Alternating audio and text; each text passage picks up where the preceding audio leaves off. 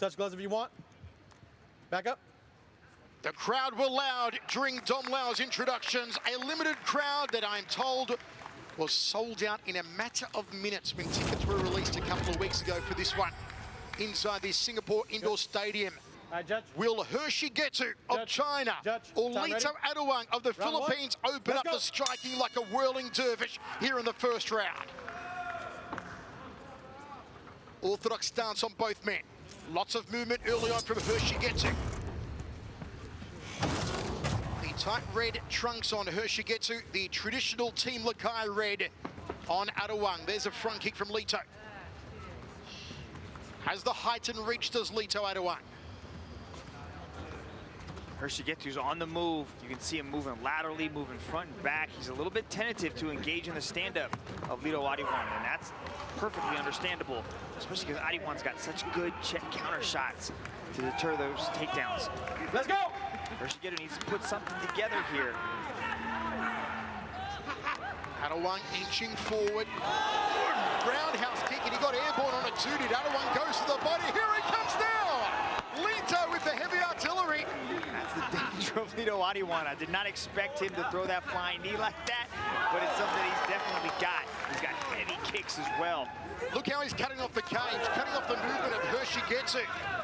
Right hand lead, right hand again, plows through the guard from Adiwang. House on fire, and he calls Hexigetu forward. Hexigetu not taking the bait though, Dragon. Adiwang is feeling it, carrying his hands down by his sides like a gunsling. Oh. Beautifully done from Lito Adiwang. Gut-munching knee, tries to fold him in half. And he shrugs him off. You can see how Lito Adiwang puts every single ounce of power he has into each one of these shots. He's trying to end your night as quickly as possible. Hexigetu's got to be careful. Slow this down a little bit. Utilize some punches. Close the distance with that jab. Get tight. Hexigetu though, Dragon, looks unfazed. Yeah, he's taken some knocks so far, and he looks unfazed. Hexigetu is tough. He's got an ironclad chin, but he does not want to test it against the power of Lito Adiwang. Hexigetu, what will he find to get on the inside of Lito Adiwang? See, Lito operates in these bursts, right? He goes fast, really hard, and slows things down, right? This is what Hexigetu needed. Ooh, good takedown defense. That's got to boost Adiwang's confidence even more. Look at the crack of these shins just pummeling into the midsection and hitting the forearms of Hexigetu. Fake there from Adiwang. Lito Adiwang wakes up every morning and just chooses violence. He looks really happy just to be inside there. Look at him. He looks smiling, and he is just enjoying himself to the fullest. Cracks away to the guts again, does Lito Adiwang.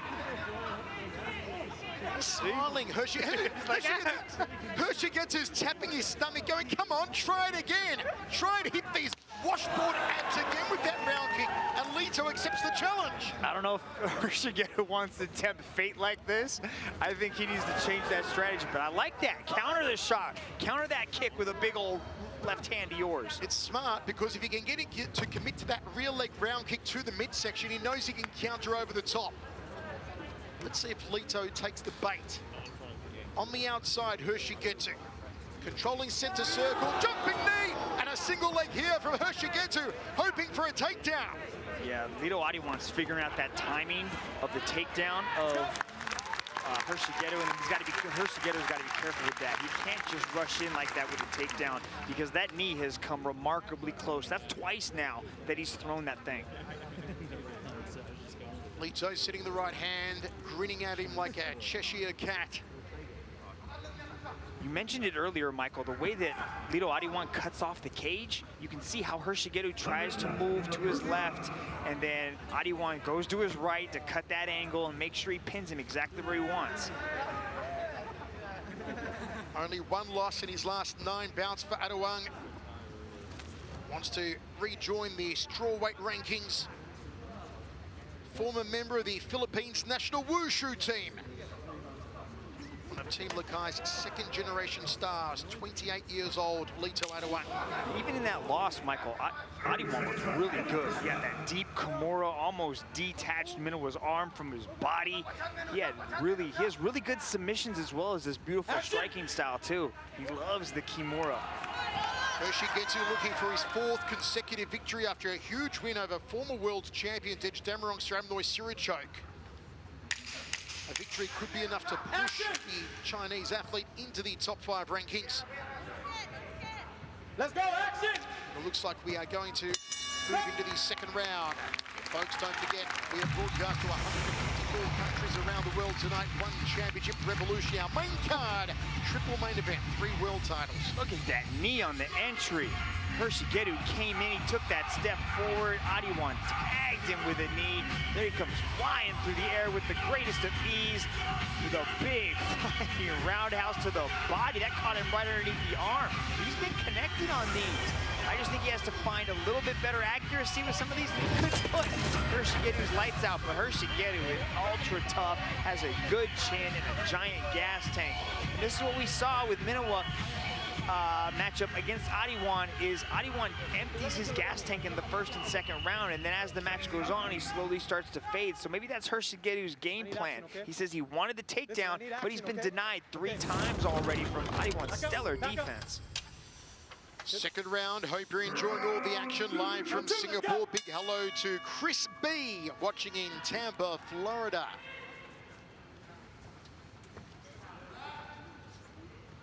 Folks, let us know on social media, @One Championship, who do you have winning this one so far? Importantly, who wins the battle of the mullets here? My God, they're both glorious, Mitch. If only I had hair. Adiwang's starting to grow into his mullet too. It's getting pretty far down his back, man. It's the Rapunzel style. Fake there from Hexigetu. Nice high left round kick. The takedown defense of Adiwang is so good that Hexigetu might get drawn into a striking battle here, and that is not where he wants to be with Adiwang. He has to find a way to make this thing ugly. He has to earn that respect and kind of come forward, because you can see that he's just on the back foot.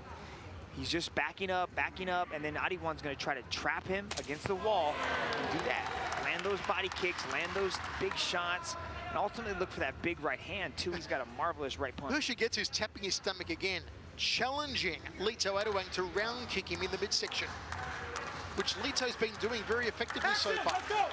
Action! Another great ponytail, Tong Po. Michael Kissy, yes.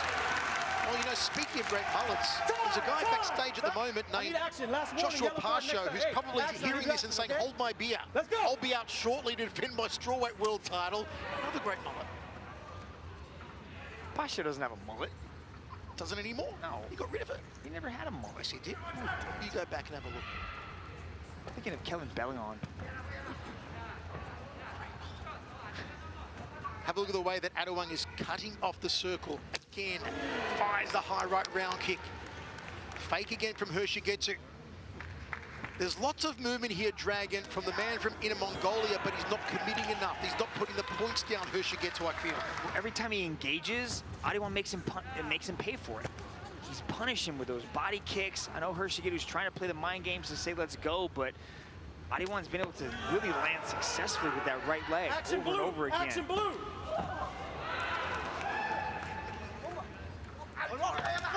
Good step through knee off the right leg there. Look at Adiwang pointed to him and said, gotcha. They are having a good time in the circle, as are we watching this one. And some good action here in the second round. Inside leg kick from Adiwang. Well, I think Adiwang's having a better time in there because he's the one that's landing a little bit more, actually a lot more shots on Hexigetu. Hexigetu's got to do something here. Okay, Mitch, so play coach. What are you telling the Chinese athlete to do? He's got to earn some respect, and that respect is going to come from his hands and closing the distance. Let's go. You can see he's just circling to his left, and what's that doing? That's circling in to that power kick of Adiwang. He's got to go forward, change things up, maybe start circling to the other side. I know Adiwang's got a very dangerous left hook, but he's not going the right way. Have a look at the intensity now. The way these two are grunting each other, smiling at each other as they throw these devastating techniques. It's like watching an old martial arts film. That's great, Dragon. just enamored with the hair. I think that's the deal with this. I know you like the striking and all, but I think the hair's got you. You know me, I'm excited. enamored by anyone with hair. I haven't had it for about 26 years. I do like the way he's attacking the inside leg, too. He's going to the body, he's going to the leg. Hexigetu's got good defense up top, but he is scoring successfully with the inside leg kicks and the body kicks as well. Hexigetu tried to throw an inside leg kick of his own, but it looks like he caught him a little bit high. Ladies and gentlemen, the referee. Got to take another look at it. Yeah, as Hexigetu was trying, it looks like he was trying to go to the body there. Not the inside of the leg, but caught him. Chance for me to tell you about the groin strikes. The ridiculously high number of sensory nerve endings in the groin makes it, well, even the slightest touch very noticeable. As we're seeing from Lito Adiwang at the moment, the pain radiates up the abdomen, which is known as referred pain. Like, I guess when you get a headache from eating ice cream too fast, the same sort of pain. What happens is that the injury time comes into play now, where he is allowed 5 minutes for medical examination and recovery. Another replay here. Pain travels from the groin up the perennial and the renal nerves. How about stating the obvious? Is the most obvious comment you've ever tried to give us with your explanations. You know, just trying to be relatable for the fans at home, Dragon. I'm sure they were very curious. Some people may have never experienced a groin strike for themselves. Let alone one from Hexigetu. Now they know it hurts. One kick there from Hexigetu, who still needs to commit a whole lot more here. Look at the probing, the pouring of the lead arm, the range-finding lead arm here of Lito Adiwang. Hexigetu tried to counter over the top there. Range finding, that's exactly it. Hexigetu's having a very hard time with the distance and finding his range. He is still operating in the distance of Adiwang's kicks. He hasn't been able to find him. Look at that, he closes the distance and boom, there's that left hook. He's bewildered out there, he's bewitched. He's just like hypnotized by Adiwang's movement and circular, basically power he's throwing. Good, let's go. Good ground kick. Oh, no, it wasn't. It went too low again. Another groin strike. Injury time. Injury time. Opportunity for me, Dragon, to tell you more about groin strikes. I think we need a further breakdown of those nerve endings. We'll tell you that when you get hit in the groin, nerve signals get launched to the brain at a speed of around 265 miles an hour. Now we're gonna take a look at it. There you go. Boom, 265 miles an hour. Yellow card's out. Yellow card is out by referee Justin Brown. Tell us what happens with the yellow card, Dragon. You've got to control your weapons, and Hexigetu will lose 10% of his purse with the yellow card, and the yellow card can be factored into the judges' scoring as well.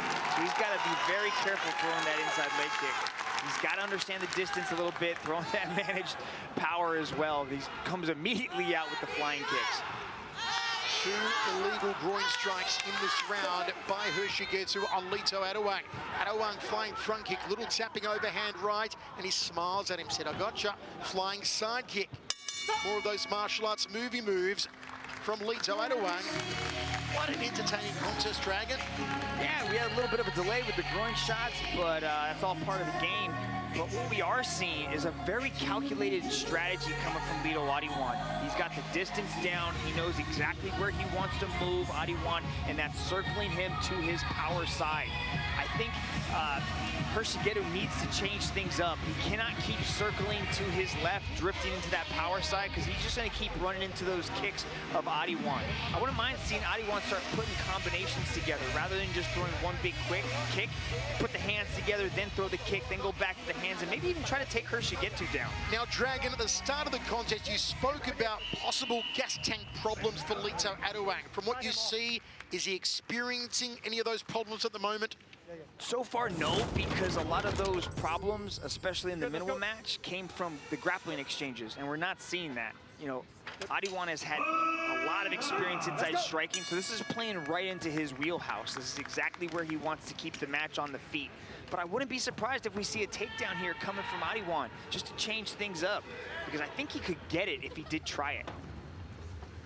Adiwang opening up with a 3-2 combination off the hands.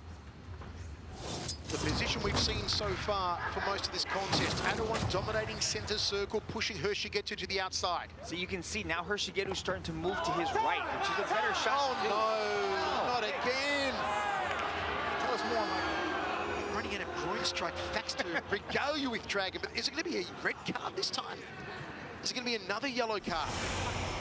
Would it be a 20% purse deduction? Could issue another yellow card, but it's coming from like Adiwang attacking, right? So he's kind of coming into it. He's not really trying to hit the groin. He's not.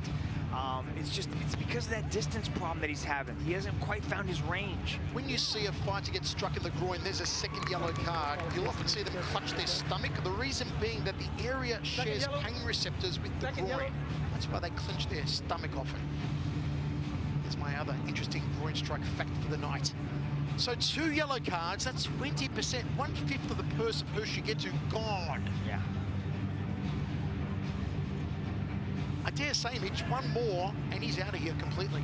Well, it really depends on, you know, Adiwang. That's 3 now. You spoke about the gas tank problems, and, you know, it's definitely starts to accumulate. You have a very hard time kind of coming back from these, and he seems to be taking longer and longer after each one of these.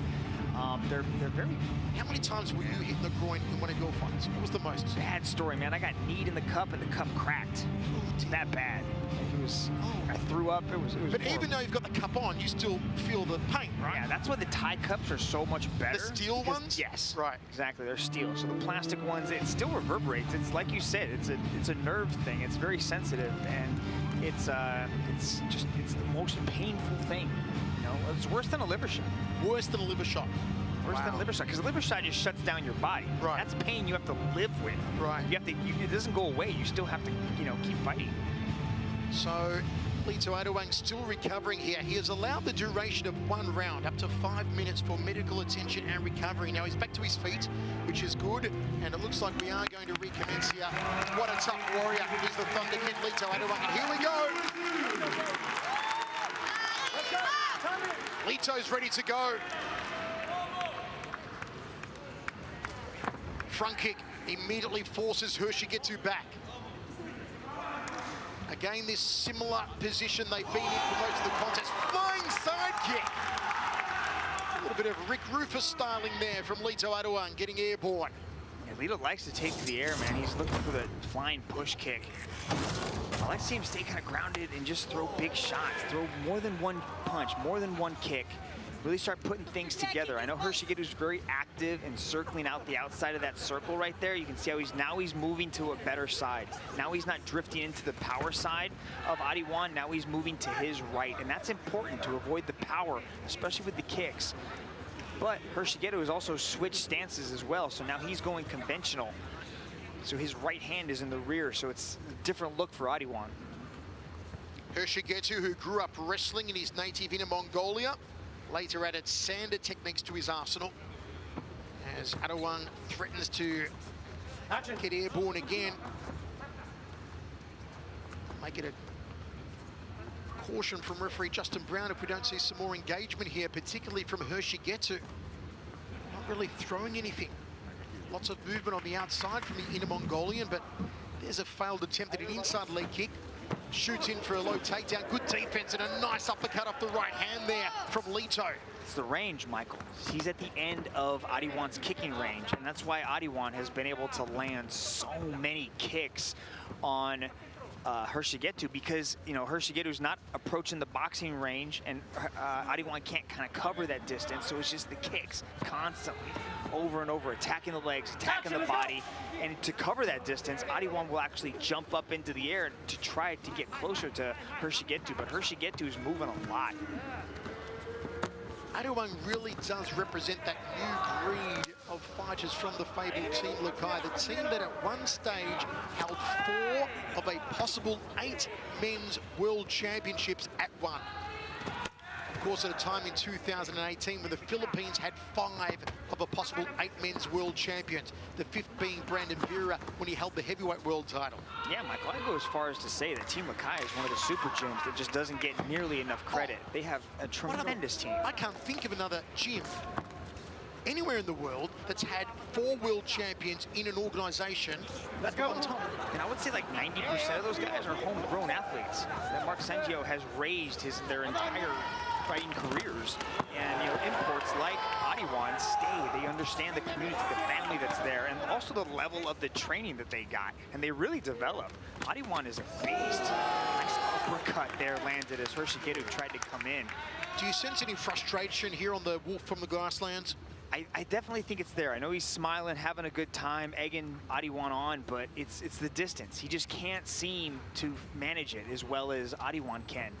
And he can't get the takedown. That's where he excels. That's where he's gotten his path to victory in the past 3 wins. He's looked really good in his past 3 matches against DSA. He looked tremendous. He really had a great performance because he was able to get the takedown and outwork Dej on the ground. There's a groin strike in return from Lito Adiwang. They are 3 versus 1 in the groin strike stakes. Don't know if that was a necessarily hard one, but it did connect to the place where Hexigetu did not want to be connected. So a little bit of a break for recovery here. He has allowed 5 minutes for recovery is Hexigetu, as Lito is not allowed to go to his corner, though he is glancing over at his corner.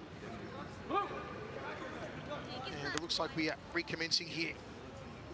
Let's go. Purely accidental, there's nothing malicious in it.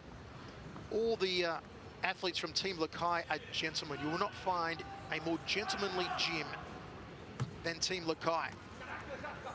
And what's important at Team Lakai is that all the guys are studying as well for various careers in a life after fighting. Hexigetu's getting pumped up. Now he's trying to take the center circle. This is what he needed to do early. But he's not throwing anything. He's just making sounds. He's got to get in there and start throwing. But it's also throwing Adiwang off. Adiwang's a little bit gun shy too.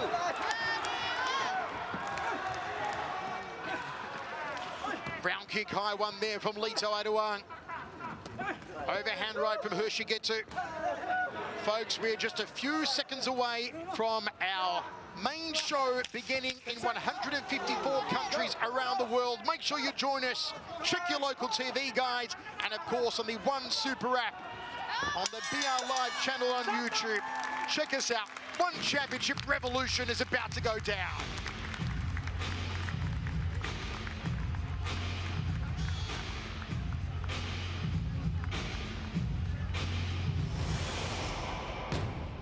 One Championship Revolution is about to go down, and in the final match of our leading card, it was Lito Adiwang of the Philippines getting a well-earned decision over Hexigetu of China.